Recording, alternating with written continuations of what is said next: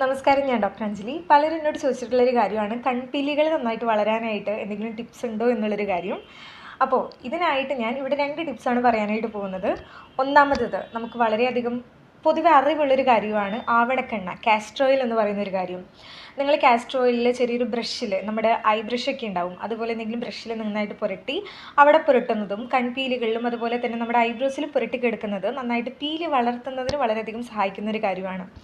രണ്ടാമത്തെ ഒരു കാര്യം എന്ന് പറയുന്നത്, ഒരു ബദാം എടുത്തതിന് ശേഷം നന്നായിട്ട് ചൂടാക്കുക എന്ന് പറയുമ്പോൾ അതൊരു കറുത്ത കരി പോലെ ആകുന്നത് വരെ നന്നായിട്ട് ചൂടാക്കണം. എന്നിട്ട് ചൂടാറി കഴിഞ്ഞതിന് ശേഷം നന്നായിട്ട് പൊടിച്ച് നന്നായിട്ട് ഫൈൻ പൗഡർ ആക്കുക. എന്തെങ്കിലും അമ്മിയിലിട്ട് പൊടിക്കുകയാണെങ്കിൽ അതും നല്ല കാര്യമാണ്. പൊടിച്ച് ഫൈൻ പൗഡർ ആക്കിയതിന് ശേഷം അതിലേക്ക് കുറച്ച് നെയ്യ്, ഇപ്പോൾ താല്പര്യമില്ല, നിങ്ങൾക്കത് പറ്റുന്നില്ല എന്നുണ്ടെങ്കിൽ നെയ്യിന് പകരം നിങ്ങൾക്ക് അലോവേറ ജെൽ ആണെങ്കിലും ഉപയോഗിക്കാവുന്നതാണ്. ഇതിൽ മിക്സ് ചെയ്ത് നന്നായിട്ടൊരു പേസ്റ്റ് രൂപത്തിലാക്കി ഒരു എയർ ടൈറ്റ് കണ്ടെയ്നറിലാക്കി വെക്കുക.